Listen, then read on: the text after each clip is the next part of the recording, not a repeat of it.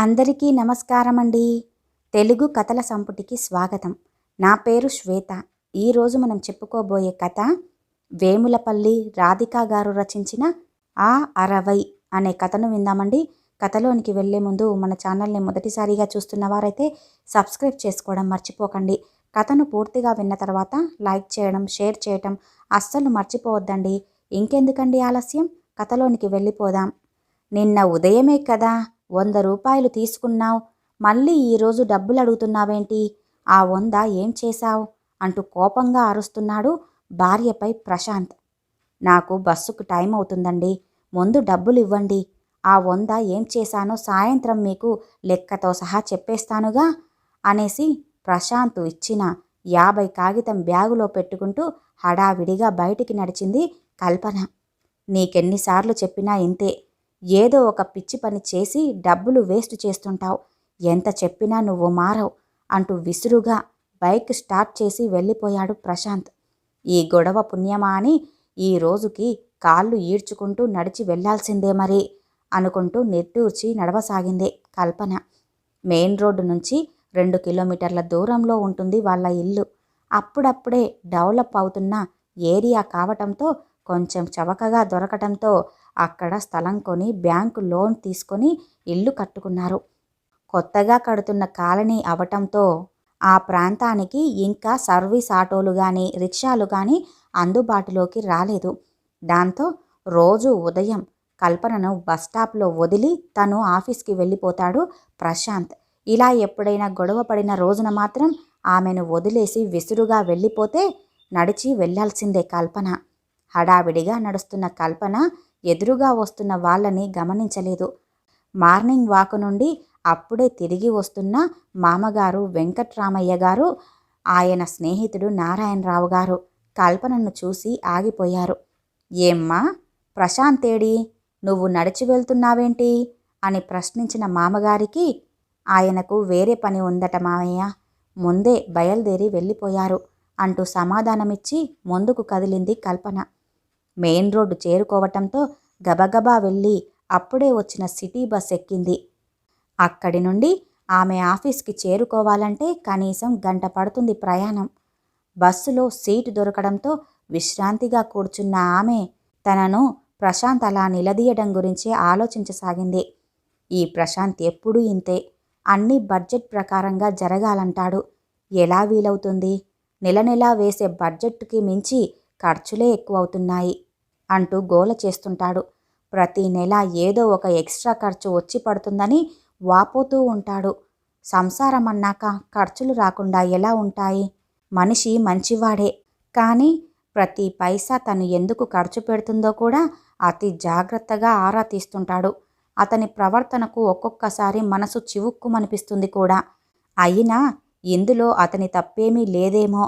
7 సంతానం అత్తామామలకు, వాళ్ళందరినీ పెంచి పోషించి జీవితంలో ఒక స్థాయికి తీసుకురావటానికి తన తల్లిదండ్రులు పడ్డ అవస్థలన్నీ ప్రత్యక్షంగా గమనించిన ప్రశాంత్ తన పిల్లలు ఏ కష్టం తెలియకుండా పెరగాలని డబ్బు సంపాదనే ధ్యేయంగా పెట్టుకున్నాడు. ఈ విషయం మీదే తరచూ తామిద్దరూ ఘర్షణ పడుతున్నారు. ఎంతసేపు డబ్బు సంపాదించి తర్వాత తరానికి అందించాలి అన్నదే అతని తాపత్రయం. ఆ తాపత్రయంలో పడి తానేం కోల్పోతున్నాడో అతనికి అర్థం కావటం లేదు. ఇద్దరం ఉద్యోగాలు చేస్తున్నాం, నెలకు కనీసం 30,000 జీతాలు. తమకంటూ సొంత ఇల్లు ఉండి కూడా రోజు ఉదయం సాయంత్రం పార్ట్ టైం జాబ్ ఎందుకు చేస్తున్నాడో.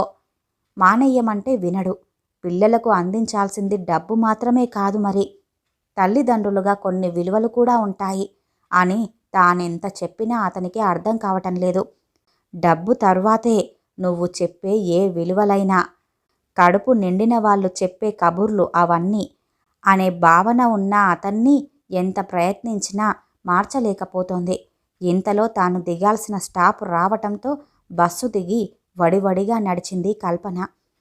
ఆఫీస్ గేటు దగ్గర కలిసిన కొలీగ్ స్వప్న పలకరింపుతో ఆ ఆలోచనలను పక్కన పెట్టేసి రొటీన్ వర్క్లో పడిపోయింది. తిరిగి సాయంత్రం ఆఫీస్ అయిపోయిన తర్వాత ఇంటికి చేరిన కల్పన అప్పటికే అత్తగారు పిల్లలకు స్నానం చేయించడంతో గబగబా వాళ్లకు పాలు కలిపి ఇచ్చి వంట ప్రయత్నంలో మునిగిపోయింది. పిల్లలను వంటగది దగ్గరే బయట గచ్చు మీద చాప వేసి కూర్చోబెట్టి హోంవర్క్ చేయిస్తూ వంట చేయసాగింది. ప్రతిరోజు సాయంత్రం పిల్లల చదువు సంగతి కల్పనే దగ్గరుండి మరీ చూసుకుంటుంది. పిల్లలేమో తండ్రి కోసం అడుగుతూ ఉంటారు, మమ్మీ డాడీ ఇంకా రాలేదేమిటి అని. డాడీకి చాలా పనులుంటాయమ్మా, వచ్చేసరికి లేట్ అవుతుంది, మీరు అన్నం తిని నిద్రపోండి అని వాళ్లను సముదాయించిన మనస్సులో మాత్రం చాలా బాధపడుతుంది కల్పన. ప్రశాంత్కు ఎంతసేపు డబ్బు సంపాదించాలి అన్న తపనే కానీ ఆ ప్రయత్నంలో తానెంత విలువైన సమయం కోల్పోతున్నాడో అర్థం చేసుకోవటం లేదు. పిల్లలతో రోజు మొత్తంలో 10 నిమిషాలైనా గడపని వ్యక్తి ఆ పిల్లలకు కొండ మీద కోతిని తెచ్చిస్తే మాత్రం ఏం లాభం, ఏం సంతోషపడతారు? ప్రశాంత్ తన ప్రవర్తనతో పిల్లలకు దూరమై వారితో తండ్రిగా తన అనుబంధాన్ని పోగొట్టు ఉంటున్నాడు. ఏ రోజు పిల్లలు అన్నం తిని నిద్రపోయే లోపు ఇంటికి రావటం లేదు. ఎప్పుడైనా వచ్చినా పొద్దున 7 గంటల నుండి నిమిషం ఖాళీ లేకుండా గంటల లెక్కన పనిచేసి అలసిపోయి ఉండటంతో ఇంటికి రాగానే డాడీ అంటూ కాళ్లకు చుట్టుకునే పిల్లల్ని చూస్తే చిరాకు పడుతుంటాడు. దాంతో తనో అత్తగారో వాళ్ళని అవతలకి తీసుకెళ్ళి బుజ్జగించటం మామూలే మరి. ఇంకా నయం, అత్తామామలు తమతో ఉండటంతో తనకు పిల్లల గురించి టెన్షన్ కొంతవరకు తక్కువే. తన కొలీగ్ మాధవికైతే ఆఫీస్లో లేట్ అయితే ఇక పిల్లల గురించి టెన్షన్ పాపం. ఎవరు చూసేవాళ్ళు లేకపోవటంతో ఆ పిల్లలు తన తల్లి వచ్చే వరకు అలా వాకిట్లోనే కూర్చుండిపోతారట.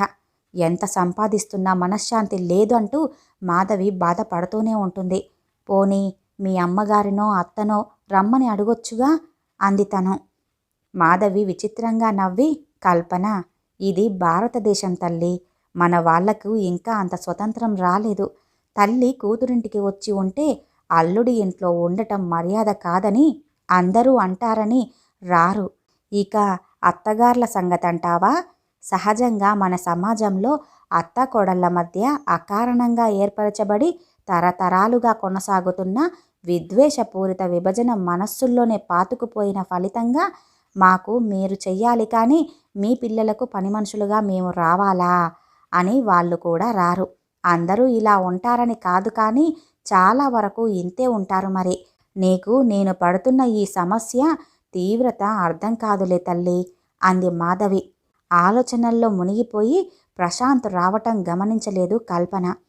అప్పటికే పిల్లలు అత్తామామలు భోంచేసి పడుకుండిపోయారు. ఇల్లంతా నిశ్శబ్దంగా ఉంది. ఏంటి అంత దీర్ఘాలోచనలో మునిగిపోయున్నావు? ఆకలిగా ఉంది, త్వరగా భోజనం వడ్డించు అంటూ స్నానానికి వెళ్ళిపోయాడు ప్రశాంత్. ప్రశాంత్ వచ్చేలోగా స్టవ్ అంటించి కూర వేడి చేసి పళ్ళెంలో అన్నం పెట్టింది కల్పన. అన్నం తింటున్న ప్రశాంత్ సడన్గా తలెత్తి, ఇంతకీ నిన్న ఇచ్చిన 100 రూపాయలు అప్పుడే ఎలా ఖర్చయిపోయాయి? పొద్దున అడిగితే చెప్పకుండా వెళ్ళిపోయావు అంటూ ప్రశ్నించాడు కల్పనను. ఏదో ఖర్చు పెట్టానులేండి, ముందు అన్నం తినండి చెబుతాగా అంది కల్పన. అంత దాపరికమేమిటి? ఉన్న విషయం చెప్పొచ్చుగా అంటూ విసుక్కున్నాడు ప్రశాంత్. ఏమీ లేదులేండి, నిన్న ఎవరో ముసలి దంపతులు వాళ్ళ ఊరికి వెళ్ళటానికి డబ్బులు లేవంటే సాయం చేశాను అంది కల్పన. ఎంతిచ్చావేంటి? 10 20 అంటూ వెటకారంగా అడిగాడు ప్రశాంత్. 60 అండి అంటూ మెల్లగా అంది కల్పన. తింటున్న అన్నం పొలమారింది ప్రశాంత్కు. గబగబా గ్లాస్ ఎత్తి నీళ్లు తాగి, నిజంగా 60 ఇచ్చావా అని అడిగాడు. మెల్లగా తల ఊపింది కల్పన. పళ్ళెంలో చేయి కడుగుతున్న ప్రశాంత్ సీరియస్గా చూసి, నీకసలు బుద్ధుందా? ఎవరైనా అడుక్కునే వాళ్లకు 5 10 ఇస్తారు గాని జాలి పుట్టే కథలు చెప్పి నమ్మించి అడుక్కునే వాళ్ళు బజారుకు 10 మంది తయారవుతున్నారు. అందరికీ ఇస్తూ కూర్చోపో, నీకు రోజు రోజుకి డబ్బంటే లెక్క లేకుండా పోతుంది అన్నాడు గట్టిగా. ప్రశాంత్ మాటలకు, అది కాదండి, వాళ్ళు చాలా పెద్దవాళ్ళు, పైగా భార్యాభర్తలు. మీరు చెప్పినట్లుగా వాళ్ళంతట వాళ్ళు అడగలేదండి, నేనే ఇచ్చాను అంది కల్పన. ఇదంతా వింటున్న ప్రశాంత్ తల్లి జానకమ్మ, ఏంట్రా ఈ అర్ధరాత్రి ఈ గొడవేంటి? ఇరుగు పొరుగు వింటే ఏమనుకుంటారు? రేపొద్దున మాట్లాడుకోవచ్చుగా, వెళ్ళి పడుకోండి అంటూ హెచ్చరించింది. తల్లి మాటలతో రుసరుసలాడుతూ వెళ్ళిపోయాడు ప్రశాంత్. తను కూడా వెళ్ళి పడుకుంది కల్పన. కానీ నిద్ర పట్టలేదు. నిన్న సాయంత్రం జరిగిన సంఘటన కళ్ళ ముందు కదలాడింది. ఎప్పటిలాగానే తను బస్ దిగి తమ కాలనీ వైపు నడుస్తోంది. దారి పొడవునా ఉన్న చెట్లను చూస్తూ ఆహ్లాదకరమైన ఆ వాతావరణాన్ని ఆస్వాదిస్తూ ప్రతిరోజు సాయంత్రం నిదానంగా ఇంటికి చేరుకోవటం ఆమెకు అలవాటే. పగలంతా ఆఫీసు పనితో సతమతమైన సాయంత్రం మాత్రం తను నడిచే నడకతో ఆ కాసేపు రిలాక్స్ అవుతూ ఉంటుందావిడ. రోజు 2 కిలోమీటర్లు నడవటం అంటే ఉరుకుల పరుగుల జీవితాలలో కష్టమే. అయినా ఉదయం భర్త బండిపై దింపటంతో సాయంత్రం ఆటోకు 20 రూపాయలు ఖర్చు పెట్టడం అవసరం లేదని నడవటాన్నే ప్రిఫర్ చేస్తుంది కల్పన. ఎప్పటిలానే చెట్ల వైపు చూస్తూ గూళ్ళు చేరుతున్న పక్షుల సందడి గమనిస్తూ నడుస్తున్న కల్పన కాస్త దూరంలో ఉన్న వారిని కూడా గమనించింది. రోడ్డు మధ్యలో అందంగా ఉండటానికని చెట్లు నాటి వాటికి 2 వైపులా గట్టులా కట్టారు. కాలనీ మొదలు పెట్టినప్పుడే ఆ గట్టుపై కూర్చొని ఉన్నారు 2 వ్యక్తులు. బహుశా భార్యాభర్తలు కావచ్చు. 60-70 ఏళ్ల మధ్యలో ఉంటారు. తమ లోకంలో తాము ఉండిపోయి ఏం చెయ్యాలో దిక్కుతోచనట్లుగా, చుట్టూ ఏం జరుగుతుందో కూడా ఏమాత్రమో పట్టించుకోకుండా అలా కూర్చున్న ఆ వృద్ధులను చూడగానే ఆమెకు అడుగు ముందుకు సాగలేదు. దూరం నుండే వారిపై చూపు నిలిపి వస్తున్న కల్పనను కానీ, రోడ్డుపై వెళ్తున్న జనాన్ని గాని ఏమాత్రమో పట్టించుకోకుండా తీవ్ర విచారంలో, నిర్వేదంలో మునిగి ఉన్న ఆ ఇద్దరిలో వృద్ధుడు తమను ఎవరో గమనిస్తున్నట్లుగా అనిపించి ఒక్కసారిగా తల ఎత్తి చూశాడు. వాళ్లను దాటి వెళ్ళలేక ఆగిపోయిన కల్పన తడబడి అడుగు ముందుకు కదిపింది. 2 అడుగులు ముందుకు వేసిన తర్వాత ఆమెకు వెళ్ళబుద్ధి కాక వెనక్కు తిరిగింది. మీరెవరు? ఇక్కడ ఎందుకు కూర్చున్నారు? అని అడిగింది. తడబడుతూ లేచాడు ఆ వృద్ధుడు. చెప్పాలా వద్దా అని సంశయిస్తున్న ఆయన కల్పన అలానే నిలబడటంతో భార్య వైపు ఒకసారి చూసి తర్వాత నిదానంగా, ఏం చెప్పను తల్లి, మా గోడు. మాది తిరువూరు మండలంలోని ఒక పల్లెటూరు. కాస్తంత పొలం ఉంది. వానల్లేక పంటలు పండక నానా ఇబ్బందులు పడ్డాం. చివరికి పస్తులు ఉండలేక ఏలూరులో ఉన్న ఒక్కగానొక్క కూతురింటికి వెళ్ళిపోయాం.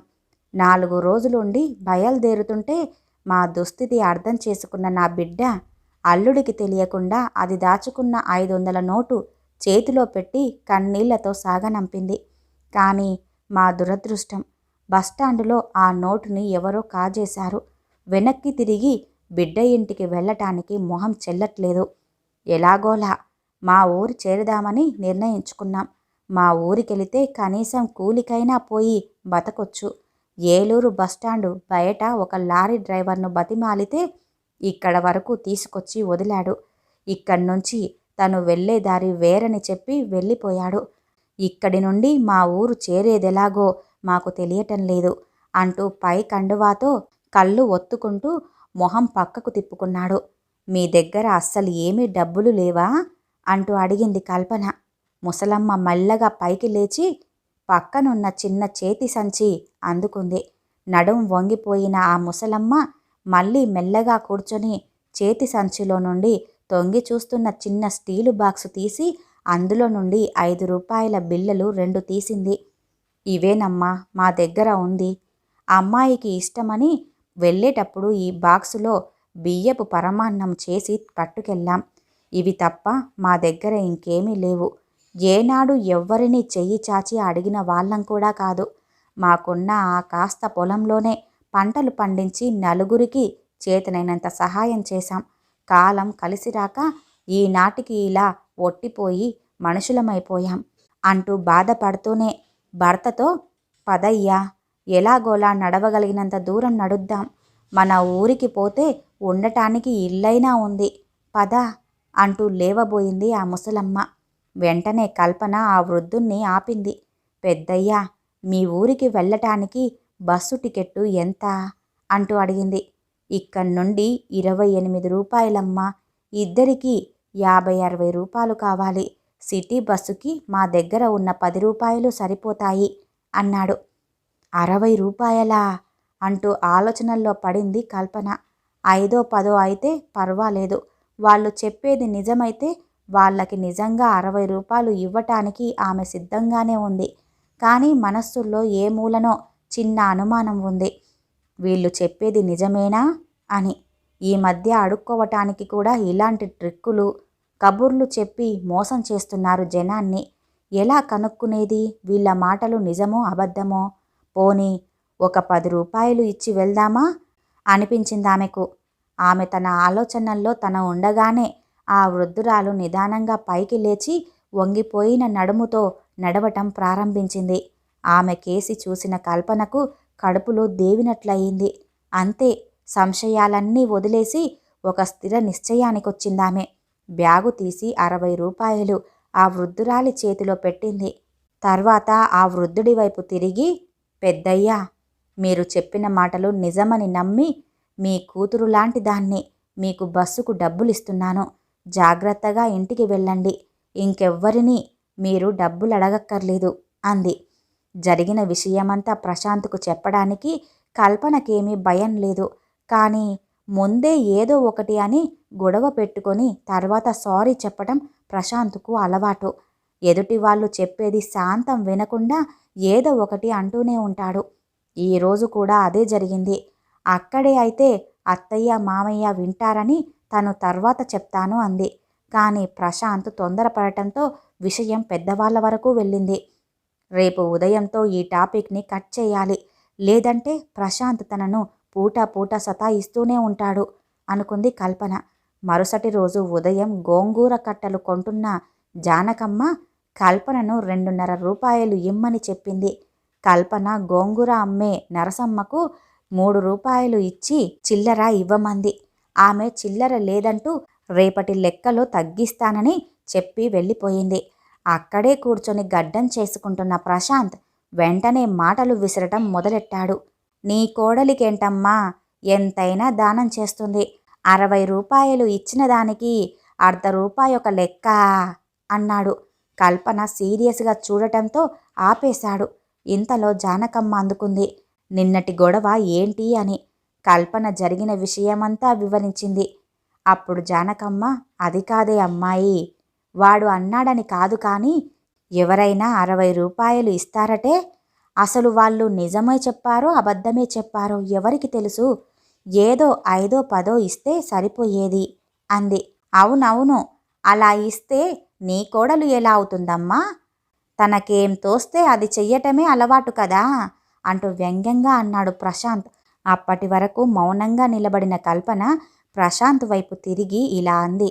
చూడండి, నేను బాగా ఆలోచించే ఇచ్చాను. వాళ్లకు నిజంగానే బస్సు టికెట్లకు డబ్బులు లేకపోతే వాళ్ళ ఊరు చేరటానికి ఆ డబ్బులు ఉపయోగపడతాయి.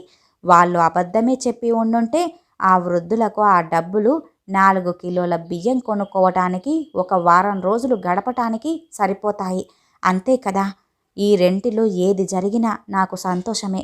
ఎందుకంటే అలాంటి వృద్ధుల ఆకలి జీవితాంతం తీర్చగలిగే శక్తి నాకు లేదు. అయినా ప్రశాంత్, 60 రూపాయలు అంటూ అంత గింజుకుంటున్నావు కదా, అదే నేను 600 పెట్టి చీర కొనుక్కొని ఉండుంటే నువ్వేమైనా అనేవాడివేనా? అనవు. ఎందుకంటే నీ భార్య నీ హోదాకు తగ్గట్టుగా ఆడంబరంగా ఖరీదైన మనిషిగా ఉండటం నీకిష్టమే. కానీ నేను మనసున్న మనిషిగా బతకదలుచుకున్నాను. నేను చేసింది నీ దృష్టిలో తప్పైనా నేనిలాగే ఉంటాను అంటూ సీరియస్గా జవాబిచ్చిన కల్పన మాటలకు అత్తగారు, ప్రశాంత్ మరి మాట్లాడలేకపోయారు.